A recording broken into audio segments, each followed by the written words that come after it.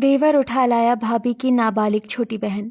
वरुण अपने पूरे परिवार के साथ कविता को देखने उसके घर आया होता है, जहां सभी सोफे पर बैठे समोसे खा रहे होते हैं। तभी कविता चाय लेकर और छाया कचौरी लेकर हॉल में आती है और सभी को नाश्ता परोसते हुए कहती है, ये लीजिए आपके लिए चाय और ये कचौरी। सभी चाय कचौरी खाने लगते हैं। वहीं वरुण कविता को देखकर समोसे खाते खाते अपने हाथ रोक लेता है। ये देखकर सभी हैरान रह जाते हैं। तभी शांति कहती है, क्या हुआ, कुछ गड़बड़ है क्या? नहीं नहीं, मैं तो बस थोड़ा ध्यान केंद्रित कर रहा था कि आखिर इतने टेस्टी समोसे बनाए किसने हैं। अच्छा, तो क्या आपको स्वाद पसंद आया? स्वाद तो लाजवाब है ही, लेकिन जिसने ये बनाए हैं वो सच में बहुत खूबसूरत है। कविता जी, आपकी जितनी तारीफ की जाए कम है। इसका मतलब है कि आपको भाभी पसंद है। चलो, आखिरकार इस लड़के के मुंह से हाँ निकल ही गई। हमें तो लगा था कि आज भी मना कर देगा। अरे रुकिए रुकिए, लड़के को लड़की पसंद आ गई ये तो ठीक है, लेकिन लड़की से भी तो पूछो कि उसे लड़का पसंद है कि नहीं। तू चुप रह छाया, कितना बोलती है बड़ों के बीच में। चुपचाप अंदर जा और चाय के बर्तन समेट। अरे मम्मी, इसे बोलने दो ना, छाया तो हमेशा ऐसे ही शरारतें करती है। वैसे मुझे भी वरुण बहुत पसंद है। जब सब राजी है तो फिर देरी किस बात की। अब तो बस शादी की तारीख निकालनी है और जश्न शुरू करना है। शांति के बातों से दोनों परिवार हंसने लगते हैं और फिर कुछ देर के बाद बातचीत करने के बाद वरुण और उसके परिवार वाले विदा लेकर अपने घर चले आते हैं। ऐसे ही कुछ दिन बीतते हैं। शादी की तारीख निकलती है। दोनों परिवार वाले शादी की तैयारी में जुट जाते हैं और फिर एक दिन, मालती, सारा सामान पैक हो गया। शगुन के गहने और कपड़े एक बार चेक कर लो, हमें कोई कमी नहीं छोड़नी है। हाँ जी, सब तैयार है। मैंने खुद अपने हाथों से सारा सामान रखा है। माँ, क्या मैं रामलाल अंकल को फोन लगा लूं? हमें निकलना चाहिए, वो लोग हमारा इंतजार कर रहे होंगे। हाँ, फोन लगा लो, कह दो कि हम शगुन लेकर निकल रहे हैं। जिसके बाद बादल रामलाल को फोन कर उन्हें शगुन लेकर आने की खबर देता है। वहीं दूसरी तरफ छाया के घर में भी शादी की पूरी तैयारियां चल रही होती हैं। हॉल में सुंदर सजावट की गई थी, जहां तरह तरह के पकवान भी रखे हुए थे। वहीं छाया हॉल में रखे एक सोफे के पास खड़ी होकर कुछ अजीब हरकतें कर रही थी कि तभी कविता उसे कहती है, छाया, तू सोफे के पीछे क्या कर रही है और ये पीठ घुमाकर क्या छिपा रही है? मुझे कुछ गड़बड़ लग रहा है। कुछ नहीं दीदी, बस ऐसे ही देख रही थी कि सोफा मजबूत तो है ना, जीजा जी अच्छे से बैठ तो पाएंगे ना। तू ज्यादा दिमाग मत चला, चुपचाप जाकर रसोई में हाथ बटा। मम्मी अकेले परेशान हो रही है और मेहमान भी आने वाले हैं। छाया हंसते हुए रसोई में चली जाती है और शरबत बनाते हुए चुपके से मिर्ची का डिब्बा उठाती है और पानी के गिलास में मिलाने लगती है। तभी शांति किचन में आकर, छाया, ये तू क्या कर रही है? मम्मी वो कुछ नहीं, मैं तो बस शरबत बना रही थी।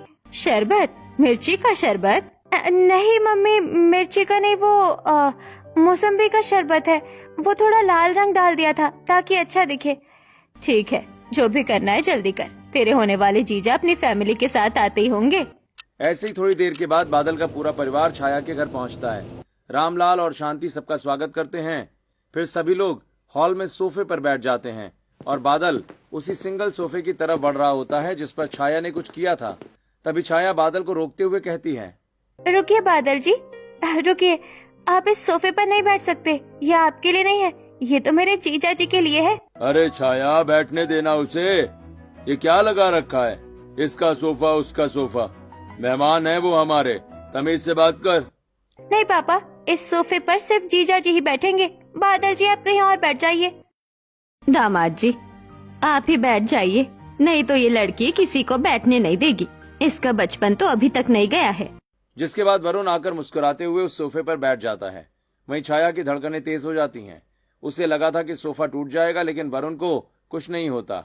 वरुण आराम से बैठा रहता है। तभी छाया मन ही मन सोचती है, ये सोफा टूटा क्यों नहीं? मैंने तो इसकी कीलें ढीली कर दी थी। छाया, अब खड़ी खड़ी क्या सोच रही है? मेहमानों के लिए शरबत लेकर आ, सबको प्यास लगी होगी। हाँ दीदी, अभी लाई। सोफे से बच गए जीजा जी, पर मेरे मिर्ची वाले शरबत से कैसे बचोगे? जिसके बाद छाया रसोई में जाकर शरबत के गिलास लेकर आती है और सबसे पहले वरुण के पास जाकर उसे शरबत देती है।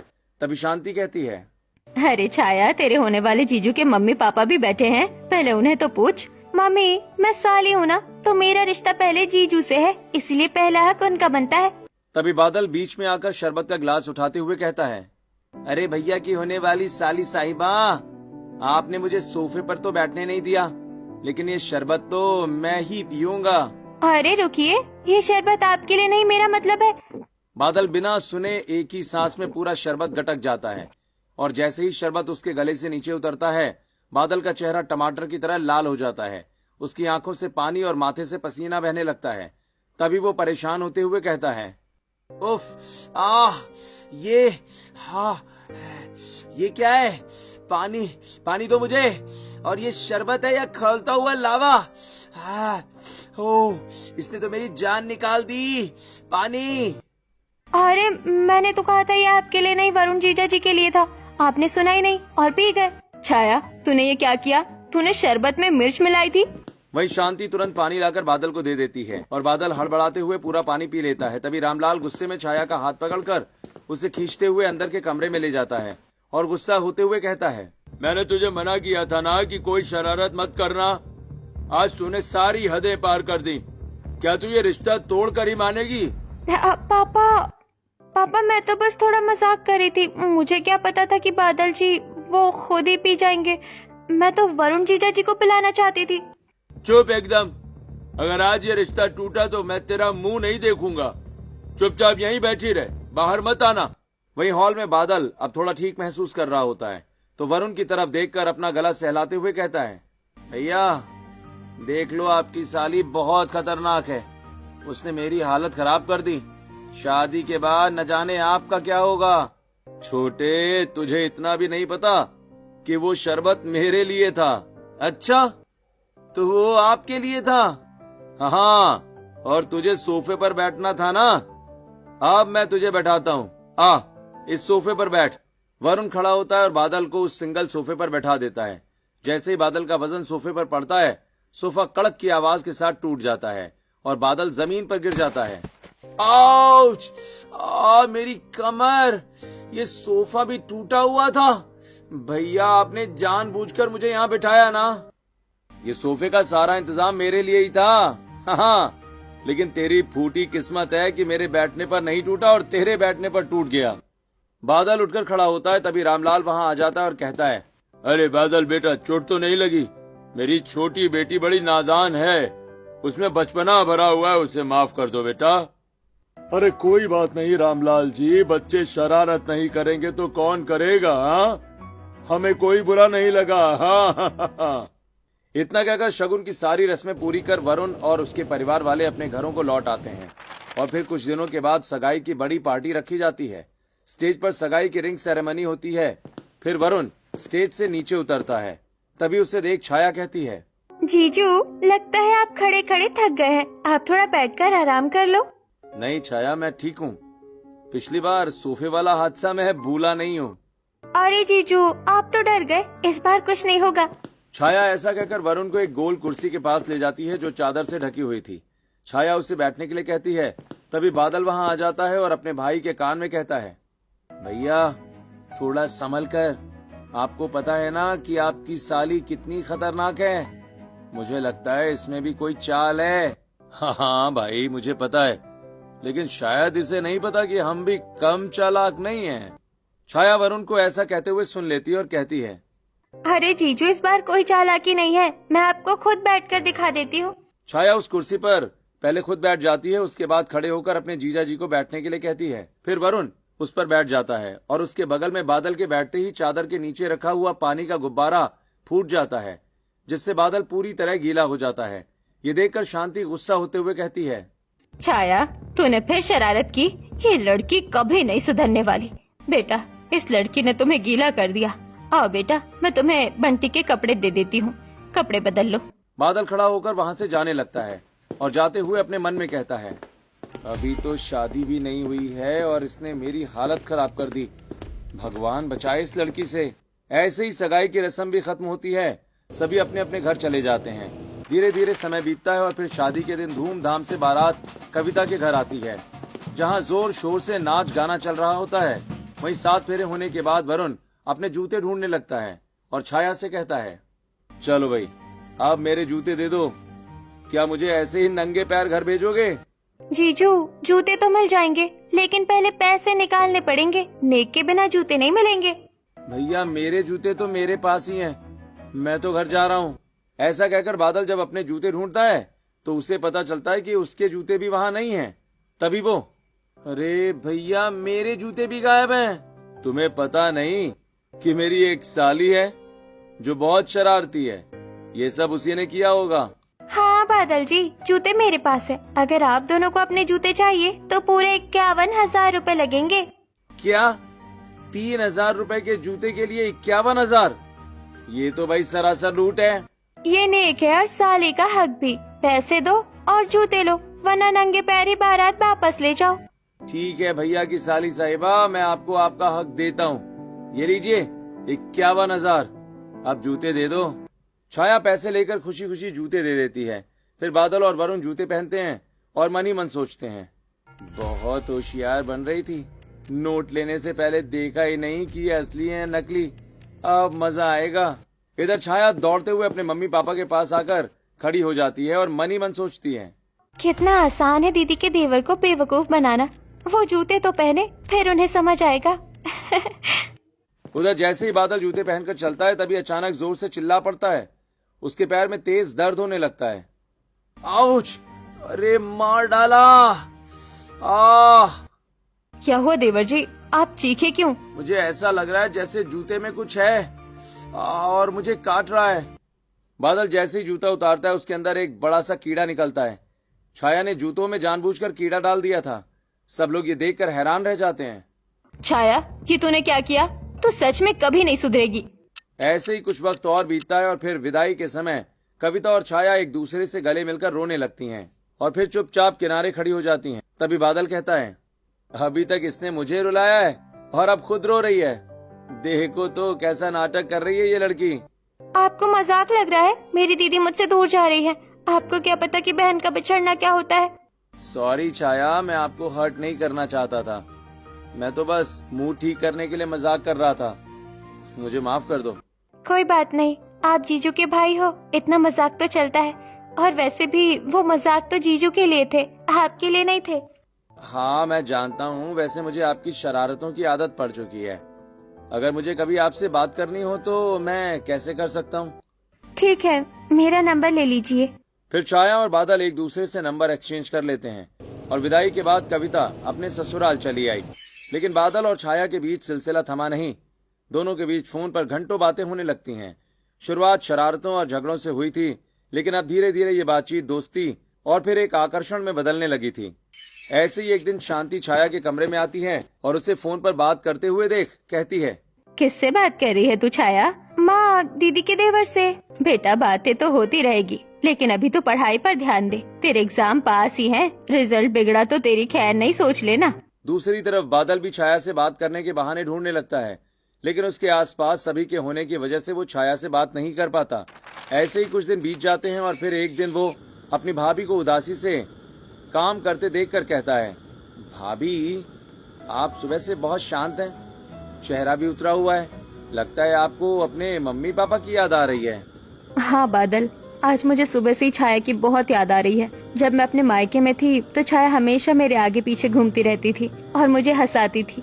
बस इतनी सी बात? भाभी आप बिल्कुल चिंता मत कीजिए, चलिए मैं आपको अभी आपके मायके लेकर चलता हूँ, हम सबसे मिलकर आएंगे। सच में? ठीक है, तो रुकिए, मैं तैयार होकर आती हूँ। इतना कहकर कविता अपने कमरे में जाकर तैयार होकर बाहर आ जाती है और बादल के साथ गाड़ी में बैठकर कुछ ही घंटों में जैसे ही अपने घर के सामने पहुंचती है वैसे ही शांति और रामलाल बाहर आ जाते हैं और छाया भी दौड़ती हुई बाहर आकर अपने दीदी के गले लग जाती है। वहीं बादल भी छाया से गले मिलने आगे बढ़ता है, लेकिन छाया पीछे हट जाती है। बादल मन ही मन कहता है, अरे यार ये मुझे इग्नोर क्यों कर रही है। तभी बादल देखता है कि छाया ने आज एक सुंदर शरारा कुर्ता पहना होता है, लेकिन उसका दुपट्टा जमीन पर घिसट रहा होता है। तभी बादल उसे चिढ़ाते हुए कहता है, वैसे छाया ये कपड़े किसी बंदरिया ने सिले हैं क्या? दुपट्टा ऐसे लटका है जैसे झाड़ू लगा रही हो। अच्छा, आप मेरा मजाक उड़ा रहे हैं? ये मैंने शहर के बड़े डिजाइनर से सिलवाया है, आपकी पसंद ही खराब है। डिजाइनर? मुझे तो वो डिजाइनर भी कोई बंदरिया ही लगती है जिसने तुम्हें ये जोकर वाले कपड़े थमा दिए हैं। बादल की बात सुनकर घर के सभी सदस्य जोर जोर से हंसने लगते हैं। वहीं छाया का चेहरा गुस्से से लाल हो जाता है और वो कहती है, देखो दीदी, आपके देवर कैसे मजाक उड़ा रहे हैं मेरा। भाई मुझे बीच में मत घसीटो, तू जाने और वो जाने। अच्छा, सब लोग मेरा मजाक उड़ा रहे हो, ठीक है, अभी बताती हूँ आप सबको। अरे क्या सोच रही है, ये सामान तो अंदर ले जा, मेरे कपड़े मेरे कमरे में रख देना और देवर जी के कपड़े गेस्ट रूम में रख देना। जिसके बाद छाया बादल का सूटकेस उसके गेस्ट रूम में पहुंचा देती है और इधर उधर झांकते हुए धीरे से सूटकेस खोलकर उसकी नई पैंट और शर्ट निकालकर कैंची से काट देती है और वापस वहीं रखकर वहां से चली जाती है। थोड़ी देर के बाद बादल अपने कमरे में जाकर वॉशरूम से नहा धोकर आता है। फिर वो जैसे ही अपने कपड़े पहनता है तो उसे कटे फटे देखकर अपने आप से, हे भगवान, अब ये किसने कर दिया, अब मैं क्या पहनूं। बादल मजबूरी में वही कपड़े पहनकर बाहर आता है। उसकी पैंट नीचे से फटी हुई होती है और शर्ट की आस्तीनें गायब रहती हैं। ये देखकर सभी लोग हैरान हो जाते हैं। तभी कविता कहती है, अरे देवर जी, ये आपने क्या पहना है? दीदी, आपके देवर ने किसी बंदर से कपड़े सिलवाए हैं, तो ऐसे ही होंगे ना? मुझे पता है कि ये हरकत किसने की है। सब लोग छाया की तरफ देखने लगते हैं। ये देख छाया कहती है, अरे आप लोग मेरी तरफ ऐसे क्यों देख रहे हो? मैंने कुछ नहीं किया। छाया, ये तुम्हारी शरारत है ना, ये अच्छी बात नहीं है। मेहमान के कपड़ों के साथ ऐसा व्यवहार कोई नहीं करता। कोई बात नहीं भैया, आप मेरे कपड़े पहन लीजिए। जिसके बाद शांति बादल को बंटी के कुछ नए कपड़े पहनने के लिए दे देती है। ऐसे ही बादल और कविता कुछ दिन वहीं रुकते हैं और इन दिनों में बादल और छाया के बीच मीठी नोक-झोंक और रोमांटिक छेड़छाड़ चलती रहती है। लेकिन अब विदाई का समय आ गया था। छाया उदास होते हुए अपनी बहन से कहती है, दीदी फिर से जा रही हो, अब पता नहीं कब आओगी, मेरा फिर से मन नहीं लगेगा। हम जल्दी आएंगे छाया, तुम अपना ख्याल रखना। बादल और कविता उदास मन से वापस अपने घर लौटते हैं। वहीं अब घर आने के बाद बादल का मन नहीं लग रहा होता है। वो पूरे दिन फोन पर लगा रहता है। उधर छाया भी अपनी पढ़ाई छोड़कर सारा समय मोबाइल पर बादल से बातें करने में बिताती है। ऐसे ही एक दोपहर कविता के पास उसकी माँ शांति का फोन आता है और शांति कविता से कहती है, बेटा, तेरी बहन आजकल पूरा दिन तेरे देवर से बातें करने में लगी रहती है और अपनी पढ़ाई पर भी ध्यान नहीं दे रही है। तुझे उन दोनों को समझाना चाहिए। मैं क्या करूँ माँ, कहीं मैं उन्हें समझाऊं तो मेरे देवर को बुरा न लग जाए। आप छाया को समझाओ, मैं देवर जी को कुछ नहीं कह सकती। इतना कहकर कविता फोन रख देती है।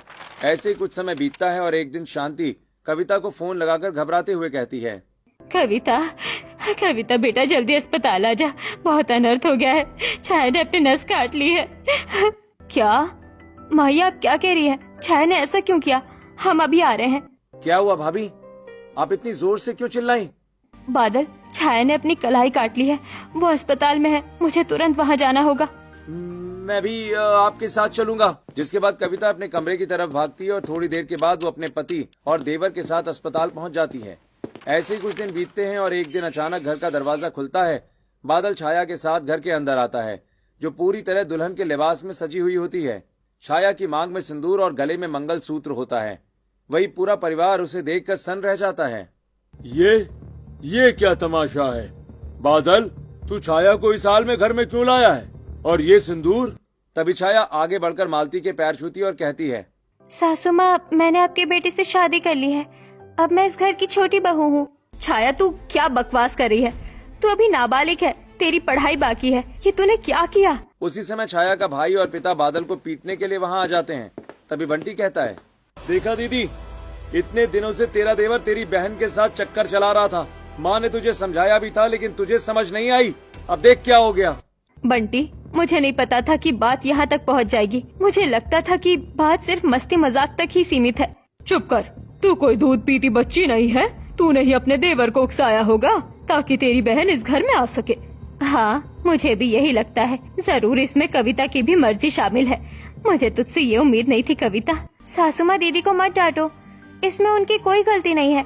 छाया की बात सुनकर कविता छाया को एक थप्पड़ मारते हुए कहती है, चुप हो जा। तूने ये जो किया है इसका जिम्मेदार सब मुझे ही ठहरा रहे हैं। आखिर तेरी ऐसी भी क्या मजबूरी थी कि तूने मुझे भी नहीं बताया और मेरे देवर से शादी कर ली, वो भी इस तरह। इतना कहकर कविता बादल की तरफ मुड़ती है और कहती है, देवर जी, मेरी बहन तो अभी छोटी है, नाबालिग है, लेकिन आपको तो समझ है। आपको इस तरह से उससे शादी नहीं करनी चाहिए थी। क्यों किया आपने ऐसा? क्या हुआ बादल, तू जवाब क्यों नहीं दे रहा है? तुझे सांप सूंघ गया है क्या? माँ अब ये कुछ नहीं बोलेगा, बोलेगी पुलिस। पुलिस को फोन करो पिताजी। अब नाबालिग लड़की से शादी करने के जुर्म में इसे जेल होगी, तब इसे समझ आएगा। रुक जाओ बंटी, ये करके तुम हमारे घर की इज्जत के साथ साथ अपने घर की इज्जत भी खराब करोगे। मेरी बात समझने की कोशिश करो। इतना बड़ा कांड हो गया और तू चाहती है कि हम चुपचाप बैठे रहें? इतना सब कुछ होने के बाद भी तो अपने देवर का ही साथ दे रही है। नहीं माँ, मैं अपने देवर का साथ नहीं दे रही हूँ, बल्कि आप सबको आईना बता रही हूँ। अगर बात आगे बढ़ी तो हम दोनों परिवारों की इज्जत सड़क पर आ जाएगी।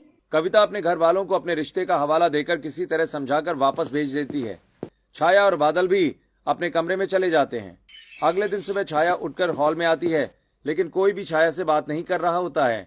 जिसके बाद छाया रसोई में जाती है और अपनी सास के लिए चाय बनाने की कोशिश में रसोई पूरी तरह अस्त व्यस्त कर देती है। लेकिन वो जैसे तैसे चाय बना लेती है। फिर वो अपनी सास को चाय लाकर दे देती है। वहीं मालती चाय पीकर, चाय बनाई है या मिट्टी का पानी? इसमें ना चीनी है ना चाय पत्ती का सही स्वाद। एक तो मेरा बेटा अपनी भाभी की नाबालिग बहन उठा लाया, ऊपर से इसे काम करना भी नहीं आता। मम्मी जी, मैं सीख रही हूँ ना, धीरे धीरे सब सीख लूंगी। हाँ, पढ़ाई लिखाई छोड़कर तूने ये रास्ता चुना है, अब तुझे ये सब सुनना ही पड़ेगा। घर संभालना खिलौनों का खेल नहीं है। ऐसे ही वक्त बीतता है और अगले दिन छाया छत पर कपड़े सुखा रही होती है। वहीं कविता फूलों में पानी दे रही थी। तभी पड़ोसन कामनी और सरिता उसे छत से देखकर कविता से कहती हैं, अरे कविता, तुम्हारी बहन यहाँ क्या कर रही है? कुछ नहीं, बस कुछ दिन मेरे साथ यहाँ रहने आई थी। ऐसा कहकर कविता बात को टाल देती है और पड़ोसियों को कुछ नहीं बताती। इधर बादल ने नाबालिग लड़की से शादी तो कर ली थी, लेकिन पुलिस के डर से अब वो भी डरा सहमा रहने लगा था। ऐसे ही एक दिन छाया अपने कमरे में बैठी मनी मन सोच रही थी। पहले तो ये मुझे हरदम बात किया करते थे, लेकिन आजकल तो मुझे फोन ही नहीं करते, बस ऑफिस में ही बिजी रहते हैं। तभी कविता वहाँ आकर छाया को समझाते हुए कहती है, छाया, तू क्या चुपचाप दिन भर बैठी रहती है? अरे पढ़ाई लिखाई पर ध्यान दे, ये तेरी पढ़ने लिखने की उम्र है। लेकिन छाया कविता की बातों को अनसुना कर देती है। और फिर अगले दिन छाया बादल को ऑफिस जाते समय बाय कर रही होती है कि तभी कामिनी छाया को बाय करते हुए देख लेती है। जिसके बाद दोनों कविता के घर आकर उससे कहती है, अरे कविता, ये तुम्हारी बहन छाया यहाँ क्या कर रही है? और वो भी सुहागन के भेष में? इसने तुम्हारे देवर से शादी कर ली क्या? नहीं नहीं, वो तो बस कुछ दिन रहने आई है और उसने स्कूल ड्रामे में पार्टिसिपेट किया है, इसीलिए सुहागन के भेष में है, ऐसा कुछ नहीं है। अच्छा ये बात है, हमें लगा तुम्हारा देवर नाबालिग लड़की से ब्याह करके ले आया है। कविता, तुम्हें पता है नाबालिग लड़की से शादी करना कितना बड़ा जुर्म है? इतना कहकर पड़ोसने वहाँ से चली जाती हैं। ऐसे ही धीरे धीरे समय बीतता है और कविता देखती है कि छाया पूरा दिन बस यहाँ वहाँ बैठने और अपने पति का इंतजार करने में ही बिता रही है। वो काफी बार उसे समझाने की कोशिश भी करती है, लेकिन कोई फायदा नहीं होता।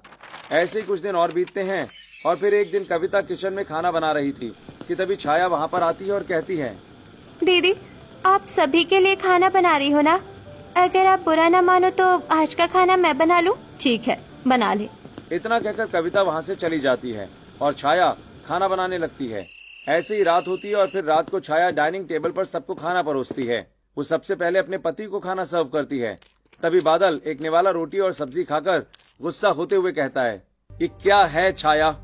रोटी है या ईंट? ये तो चबाई भी नहीं जा रही। क्या तुम्हें कुछ भी करना नहीं आता? मैंने इतने प्यार से आपके लिए रोटियां बनाई थी, आप तारीफ करने के बजाय मुझ पर चिल्ला रहे हैं। प्यार से पेट नहीं भरता छाया। अगर खाना नहीं बनाना आता तो भाभी की मदद ले लेती। मेरा मूड खराब कर दिया सब। छाया रोती हुई अपने कमरे में भाग जाती है। बादल छाया के पीछे कमरे में चला जाता है और देखता है कि छाया कमरे में बैठी रो रही है। बादल उसे मनाने की कोशिश करता है, लेकिन छाया नहीं मानती। उधर अपनी सास के कहने पर कविता अपना खाना छोड़कर बादल के कमरे में आती है और उन दोनों को इस तरह देखकर बादल का हाथ पकड़कर छत पर ले जाती है और कहती है, बादल, अब तक तो मैं गुस्से में थी, इसीलिए मैंने तुमसे कुछ नहीं पूछा, लेकिन अब मुझे सच बताओ, तुमने इस नाबालिग लड़की से शादी क्यों की? भाभी मैं क्या करता, हमारा नंबर एक्सचेंज हुआ, बातें शुरू हुई, मुझे वो पसंद थी, पर मैं उसका बालिग होने का इंतजार करना चाहता था। फिर अचानक ये शादी क्यों, और वो भी मंदिर में छुपकर? उसने मुझ पर दबाव डाला। वो कहती थी कि अगर मैंने शादी नहीं की तो वो जान दे देगी। जब उसने अपनी नस काट ली तो मैं बुरी तरह से घबरा गया। इसका मतलब ये शादी सिर्फ एक डर की वजह से हुई है, प्यार के कारण नहीं? भाभी मैं उससे प्यार करता हूँ, पर उसकी जिद ने सब बिगाड़ दिया। मैं चाहता था कि वो पहले अपनी पढ़ाई पूरी करे। बादल से ये सब कुछ जानकर कविता नीचे आती है और देखती है कि छाया कमरे में बैठी रो रही है। तभी कविता उसके पास जाकर बैठ जाती है और उससे कहती है, छाया, तुझे पता भी है प्यार और अट्रैक्शन में क्या फर्क होता है? तूने एक जिद के चक्कर में अपना पूरा करियर दांव पर लगा दिया। दीदी आप फिर से ज्ञान देने लगी। शादी तो करनी ही थी, पढ़ लिख कर मैं क्या उखाड़ लेती? आपने भी तो पढ़ाई की, आप क्या कर रही है? मैं घर संभाल रही हूँ छाया, और ये कोई छोटा काम नहीं है। वो तो मैं भी कर सकती हूँ, इसमें क्या बड़ी बात है? मैं इसे समझा रही हूँ और ये उल्टा मुझे जवाब दे रही है। अब मैं इसे बताती हूँ कि इसमें क्या बड़ी बात है। अगले कुछ दिन कविता छाया को घर के काम सिखाती है, झाड़ू पोछा, भारी कपड़े धोना और पूरे परिवार का खाना बनाना। और फिर एक दिन छाया पूरे परिवार का खाना बनाकर डाइनिंग टेबल पर लगाती है। सभी लोग छाया के हाथ का बना खाना खाकर उसमें कमियां निकालने लगते हैं। किसी को चावल कच्चे लगते हैं तो किसी को सब्जी में नमक ज्यादा। ये सब सुनकर छाया उदास हो जाती है और कहती है, मैंने इतनी मेहनत से खाना बनाया, लेकिन किसी को मेरी मेहनत की कदर नहीं है। यही वो जिंदगी है छाया जिसे तूने चुना है। अब रोने से क्या फायदा? ये सब तो तुझे करना ही पड़ेगा। छाया कविता की बात सुनकर चुप हो जाती है। ऐसे ही कुछ दिन बीतते हैं और अब पड़ोसी भी छुपकर छाया पर नजर रखने लगे थे, क्योंकि उन्हें शक हो चुका था कि छाया इस घर की बहू बनकर आई है। ऐसे ही समय बीत रहा था और फिर एक दिन घर में छाया अकेली थी। तभी मौका पाकर कामिनी और सरिता छाया के पास आकर बातें करने लगती हैं। वैसे छाया एक बात बताओ, तुमने अपनी बहन के देवर से शादी कर ली है ना? हाँ, मुझे वो पसंद है, मैंने जिद करके उनसे शादी कर ली। तभी कविता वहाँ आकर ताली बजाते हुए कहती है, वाह छाया, तुम तो एक्टिंग में बिल्कुल परफेक्ट होती जा रही हो। इस बार के ड्रामे का अवार्ड तुम्हें ही मिलेगा। ऐसा कहकर कविता छाया के पास आकर उसके कान में कहती है, बेवकूफ लड़की, अगर तूने इन्हें सच बता दिया तो ये पुलिस कंप्लेन कर देंगे और तेरा पति जेल चला जाएगा, इसीलिए चुपचाप एक्टिंग कर। कविता की बात सुनकर छाया भी एक्टिंग करने लगती है और कहती है, हाँ, मैं अपनी एक्टिंग की प्रैक्टिस बहुत अच्छी तरह करूंगी, ये अवार्ड मुझे ही जीतना है। पड़ोसी पूरी तरह कंफ्यूज हो जाते हैं और वहाँ से चले जाते हैं। ऐसे ही समय बीत रहा था और एक दिन छाया अपने कमरे में चुपचाप बैठी होती है।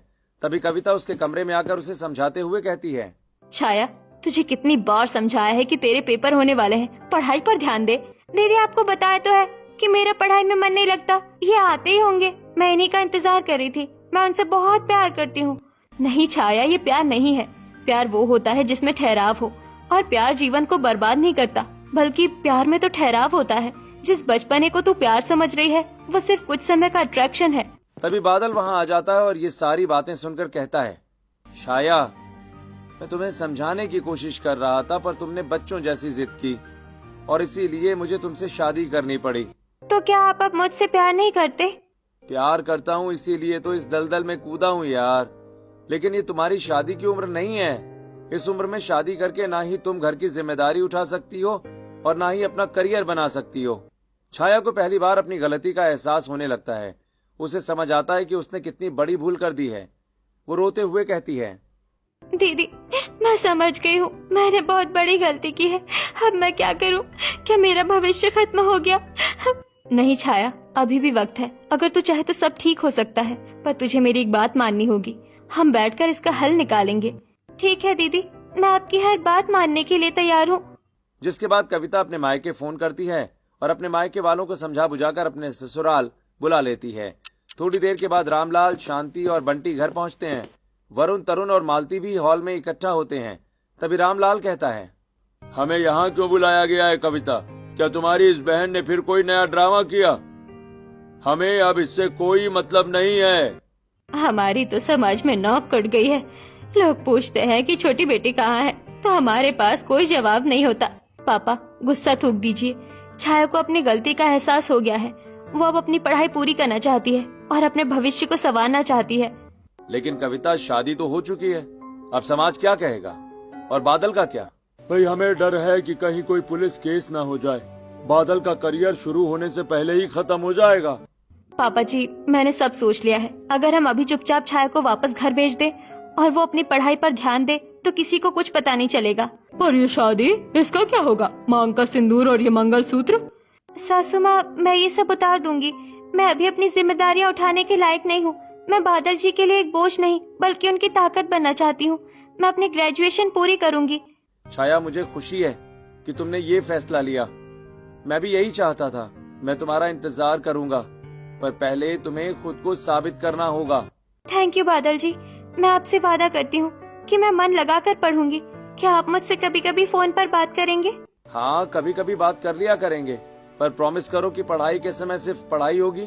जिसके बाद छाया अपने सामान पैक करके हॉल में आती है और अपनी दीदी कविता के गले लगकर कहती है, थैंक यू दीदी, आपने सच दिखाकर मेरी आंखें खोल दी। फिर रामलाल और शांति अपनी बेटी को वापस घर ले जाते हैं। समय तेजी से बीतने लगता है। छाया ने दिन रात एक कर दिया है और कॉलेज में टॉप करती है और अपनी ग्रेजुएशन पूरी कर लेती है। इन 3 सालों में बादल और छाया के बीच का रिश्ता और भी गहरा और परिपक्व हो गया था।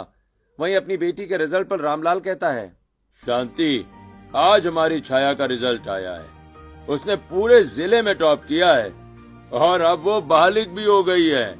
हाँ जी, अब समय आ गया है जब हम इसकी विदाई पूरे मान सम्मान के साथ करें। बादल बेटा भी अब प्रमोट होकर बड़े पद पर पहुंच गया है। जिसके बाद रामलाल और शांति मिलकर बादल के परिवार वालों से छाया की शादी की बात करते हैं। ऐसे ही उनके बीच दिन तय होता है और शादी वाले दिन छाया दुल्हन के लिबास में तैयार, उसके चेहरे पर आत्मविश्वास साफ साफ झलक रहा होता है। वहीं धूमधाम से बादल अपनी बारात लेकर छाया के घर पहुंचता है, जहां उनकी शादी होती है और फिर छाया विदा होकर वापस अपने ससुराल आ जाती है।